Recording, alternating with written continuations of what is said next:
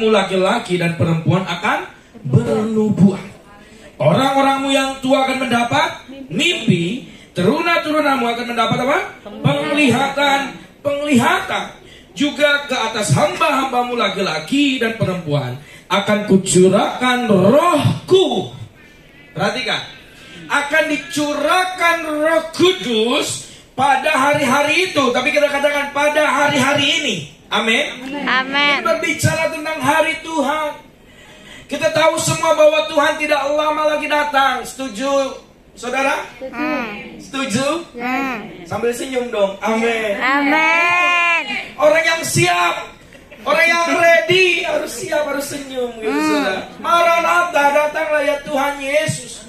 Ini berbicara tentang apa, saudara? Tentang pencurahan Roh Kudus di hari terakhir. Dan kita yakin dan percaya di hari-hari terakhir ini nanti kita berjumpa lagi di langit yang baru, Yerusalem baru. Amin. Amin. Di tempat kita bilang kanan kiri, bukan di sini. Bukan di sini. Ya, ingetin saudara.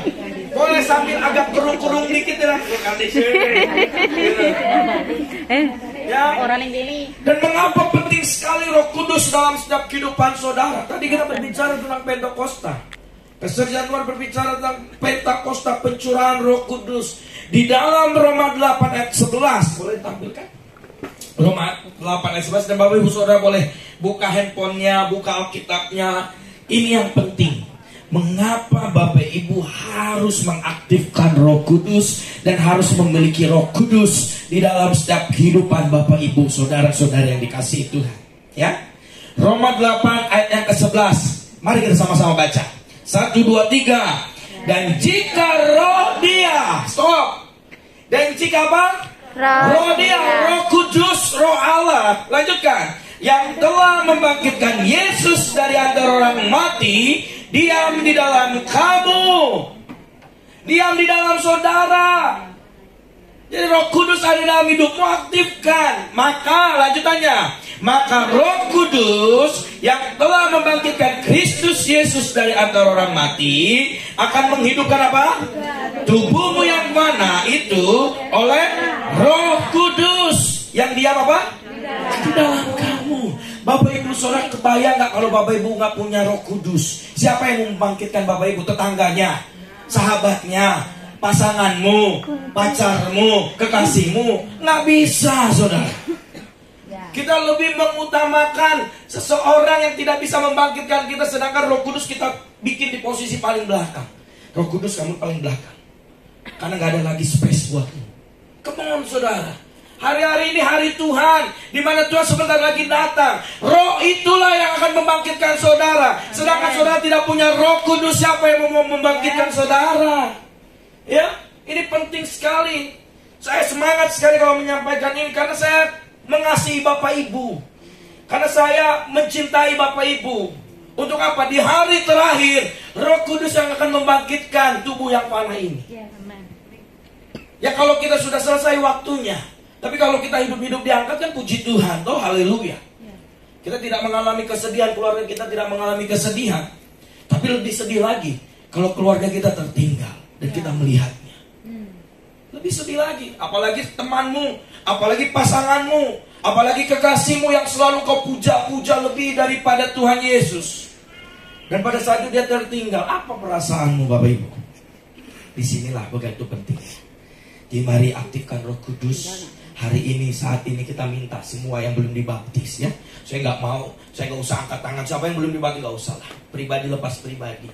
Kalau saudara, Bapak Ibu belum dibaptis, minta hari ini. Saya memang bukan bulan, kita nggak mengkhususkan atau mengkultuskan bulan-bulan. Oh ini bulan Roh Kudus, oh besok bulannya Natal, kasih, cinta gitu ya. Nanti bulannya ini, bulannya itu, enggak lah ya. Gak berlaku lagi di hari-hari ini. Setiap bulan, setiap hari adalah bulannya Roh Kudus. Roh Kudus terus mengurapi kehidupan kita semua. Amin. Bapak-bapak saudara yang sedang mengalami suatu hal-hal yang berat sekalipun, Roh Kudus itu seperti kunci waktu pintu dibukakan, breng. Wah, lega gitu saudara. Ya, Roh Kudus itu seorang adalah pribadi yang selalu menemani engkau. Saudara paling senang tuh kalau apalagi kita ya, misalnya kalau lagi patah hati atau misalnya lagi banyak masalah, kita butuh senderan toh. Ya, kita pengen hanya menyenderkan diri sajalah, merenung sebentar dan yang lain.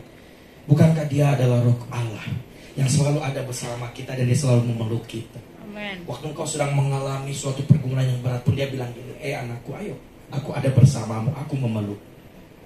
Wah, saudaraku, kalau kita mengalami Roh Kudus, saya yakin terjadi terobosan demi terobosan dalam hidup saudara. Amen. Pintu-pintu yang tertutup, Roh Kudus dobrak sehingga pintu itu terbuka.